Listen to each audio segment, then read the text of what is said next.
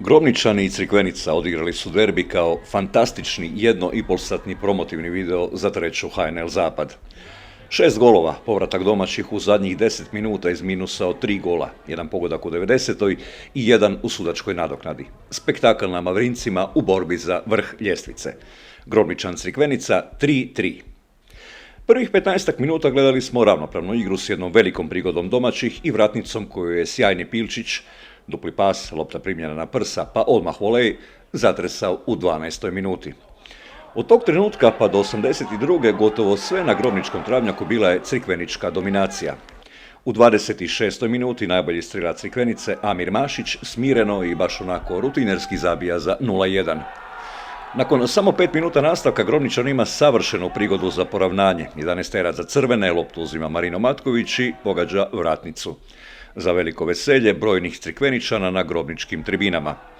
A tek su se silno radovali najprije u 56. kada je Patrik Gundić nakon kornera nehotice postao loptu u mrežu za 0-2, pa radošću sigurne pobjede eruptirali samo 2 minute kasnije nakon egzekucije Josipa Buršića za velikih i činilo se nedostižnih 3-0 za Crikvenicu na Mavrincima. Domaći su igrali bez petorice igrača, kapetana Jukića, Miculinića, Prtenjače, Kurilića i Rupčića, a tijekom same utakmice, i to u vrlo ranoj fazi, zbog ozljeda morali napraviti još 3 prisilne izmjene. Prošlo je već 80 minuta utakmice i ništa nije ukazivalo na nevjerojatni preokret na Mavrincima, ali grobnički je karakter baš onako nepoderiv. U 82. najbolji strelac lige i najveći golgeter u povijesti Grobničana Dražen Pilčić smanjuje na 1-3. U zadnjoj minuti takozvanog regularnog dijela Patrik Gundić sada zabija u protivničku mrežu za 1-2.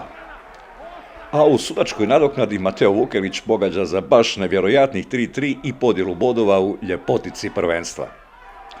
Utakmicu je sjajno odsudila Zagrepčanka Sabina Bolić sa sugrađankama i pomoćnicama Majom Petrović i Ivonom Pejić, a nakon 600 gola u fantastičnom derbiju i jedni i drugi imali su još po prigodu za pobjedu. Svaka čast Grobničanu, svaka čast Crikvenici. Tako se igra nogomet koji onda može biti spektakl i u trećoj ligi. Pa dobro, mislim da se ovakva utakmica ne može ni izrežirati. Ja prije svega ću reći da su naši dečki pokazali karakter jer vjerovali smo do zadnje minute da možemo ovo krenuti i mislim da stvarno kapa do poda jer bez toliko igrača koji su prvotimci sjedili na tribinama, mi stvarno moramo čestitati ovim mladim momcima uz Pilčića i Vukelića koji su tu bili jedini od starijih recimo, da su ovakvu utakmicu izvukli. Mislim, još ozljede usred utakmice? Apsolutno, još i to, odmah 2 ozljede već u prvom poluvremenu gdje smo morali mijenjati, na kraju i treća prinudna. Tako da neoporavljeni Burul je opet ušao unutra koji je tek počeo trenirati i svaka čast. Mislim, evo mi smo, ja i moj stručni stožer, stvarno smo pripremili utakmicu sve, znali smo di možemo napraviti Crikvenici višak i to smo mislim u prvih 20 minuta odlično i radili.